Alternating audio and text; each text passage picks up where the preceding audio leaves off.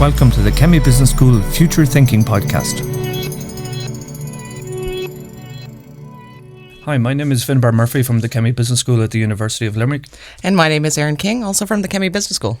Welcome to the podcast. Today we have Professor Eoin Devereux. Eoin is a colleague from the Department of Sociology in our sister faculty, the Faculty of Arts, Humanities and Social Science. Eoin, you're very welcome to the podcast. Thank you. Nice to be here. Eoin, you're here for a specific purpose, but you are a cultural sociologist and a creative writer. Can you tell us a little bit about yourself first? Yeah, I am that hybrid. I've spent 34 years teaching about media sociology and popular music at UL.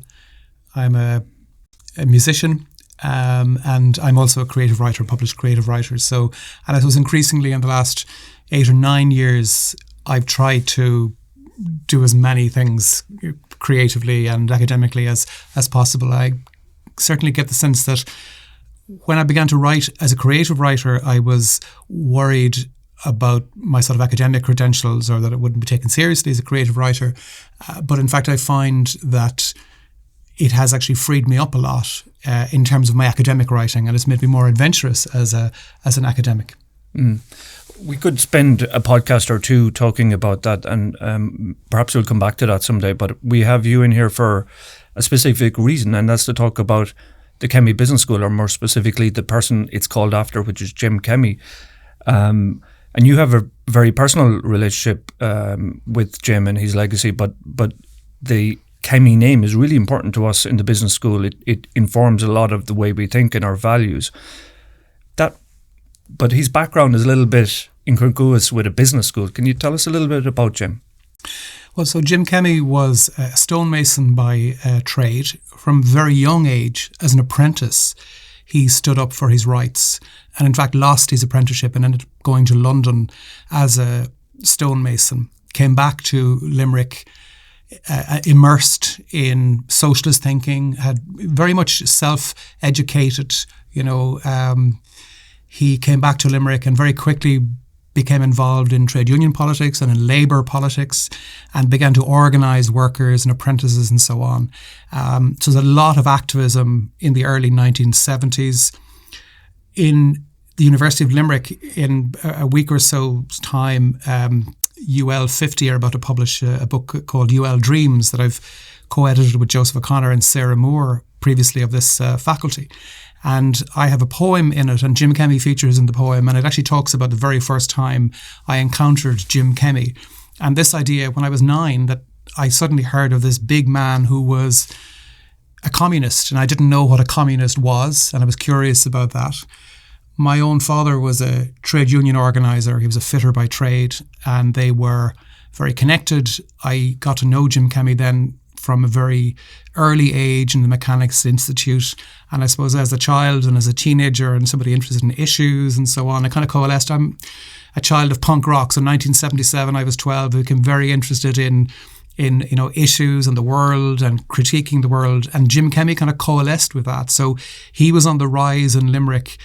And he was, in the early days, even to my young mind and to my adolescent mind, quite a radical figure. He set up the family planning clinic before it was legal to do so. He got a Hirschfeld Award for gay rights, again, before homosexuality was decriminalised. He formed the Democratic Socialist Party. He published a really interesting publication called The Limerick Socialist. So always active and, engaged. And of course then, in the 1980s, he shifts and rejoins the Labour Party that he had originally been a member of. And I suppose I struck up a personal relationship over time as a child and as an adolescent, as a young man. And Jim Kemmy published the very first article I ever wrote in the Old Limerick Journal. And I know him and still think about him as being a man full of integrity. I spoke about his life recently on the 25th anniversary of his death. And what I wanted to get across was, yes, he was of the left and he was a socialist, but he was also very pragmatic in terms of his politics and in terms of his engagement with various interests in society. And in many respects, he reminds me a lot of, I had an uncle who was quite a prominent person in Limerick City, who also kind of managed to scale the hierarchies. So Jim Kemmy would speak to the very rich and to the very poor and engage with them. One of the things I talked about when I spoke about his life in September 2022 was my last encounter with Jim Kemmy ever before he became ill and was hospitalised and died very young. I met him in Eason's bookstore on O'Connell Street in Limerick, and it was a really warm summer's day. And he had about 60, maybe 70 copies of a remaindered book about Jackie Charlton. And of course, I asked him the obvious question. I said, Jim, why have you 70 books about Jackie Charlton? And he was holding them between his tummy and his chin. And he managed to tell me that they were remaindered, but the reason he was buying them was that he would be visiting houses as a politician and would give the books to a young fellow who might be interested in football. And his logic was, if that young fellow reads this book, then he might read another book. So, and I think that really sums up his life. He gave everything he had away. He was really committed to a whole range of causes and really contributed so much in terms of improving the conditions of people not only in Limerick but in Ireland more generally. A couple of things you mentioned there I want to come back to in terms of his political affiliations, but you also touched on gay rights, on family planning. I think, could you talk maybe about the context? You talk about the 70s and 80s. I think that's important as well. We consider ourselves now an economically affluent, modern European liberal country, but that wasn't the case in the 70s and 80s, right? That's true. And I think, we can all talk about the stranglehold ideologically that the Catholic Church had on Ireland, but more generally as well, post-Civil War politics, the dominance of Fianna Fáil and Fine Gael and so on. And the Labour Party itself was quite conservative about many things. And I know nowadays at UL, when I talk to my students about contraception being illegal, I mean, they laugh. The very idea of it, or the idea that homosexuality had to be decriminalised. And it is literally eons away. And so to think that somebody had the courage of their convictions to stand up and to give an alternative point of view and to engage in debate and often engage in debates that were quite contentious. I mean, the most obvious one was Jim Kemmy was quite critical of nationalism. He was very strong on the idea of a two nations theory in the north of Ireland. So, I mean, he was really quite vociferous about his critique of the IRA and of Sinn Féin and so on at the time. So he was really, I think, very brave and full of integrity, and his in many respects, he had this insatiable thirst to learn about the world and know the world and pass that information on. I mean, you can see it again in very practical terms. He founded the Old Limerick Journal, which is still on the go, a really, really fantastic local history publication.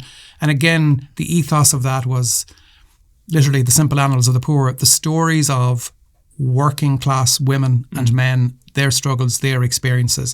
And it wasn't so much to say that middle class experiences aren't relevant or whatever, but it was to make the point that there needs to be balance and we actually need to hear the voices of as many people as possible. And I think just drawing on that as well, and I think some of the ethos that we have here, do you think that there is something, so growing up in Garryowen, and you wouldn't know it by my accent, but a lot of my family is from that area, and I've spent many a summer there. Do you think that sense of community and I remember reading in an interview that it was actually when he became a stonemason that he kind of looked at things like inequality and social injustice. And do you think it stemmed from, growing in it is a tight-knit community and just seeing how people were living there and how they came together in a sense and they worked together and they supported each other in such a community? Do you think that fed into kind of his ideology?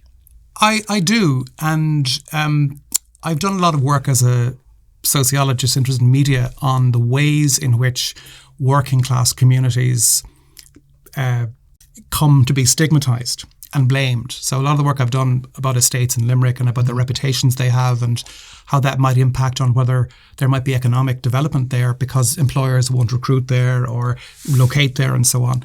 And I think, Jim, the other side of that is I also know, having grown up, I grew up in a working class corporation estate in Limerick. And I'm still struck by the positive connections, the social capital that existed there between people, the connections between neighbours and so on.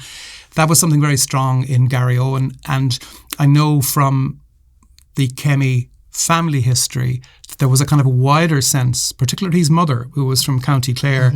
There was, I think, a wider ethos in the Kemmy family about fairness and about social justice and so on. Jim was very badly, profoundly impacted by the fact that his father died. He was a very young boy when his father died, and he effectively became the sole main breadwinner as a stonemason in the family. There were lots of younger children behind him, so he was certainly shaped by that. And I have a clear sense from the way he wrote and spoke about his dad and about his mother particularly, that there was that wider ethos at home about fairness and about community and about connection and so on. In terms of his political career then, that had its ups and downs. Can you talk a bit about that? I mean, he was the mayor of Limerick and you talk about him in the local context, but he was a nationally known figure as well. Yeah, and even when the Labour Party took some controversial decisions, in austerity and so on, and typically he was almost like independent of that. It would come out a bit, not unlike Michael D. Higgins in the sense that he was sort of the Labour left strand in the Labour Party. And very, very prominent nationally. And again, even anecdotally speaking to people in other parts of Ireland, he was seen as being, genuine, not being on the make in terms of his own self. He was seen, I suppose, akin to Tony Gregory, that he was of that particular cut, and would have commanded huge respect across the political spectrum nationally. And I know I attended his funeral in Limerick, and again, that was an unusual event in that it was 100% secular. It was, but yet it was the most sort of spiritual event and touching event I think that I had been at in my life. It was really one of those big moments of my life, and yet it was done according to his ethos, his value system. But again, it was quite noticeable looking at the political spectrum, Bertie Ahern, others, Dick Spring, that he would have argued a lot with, at the funeral, and how well regarded he was.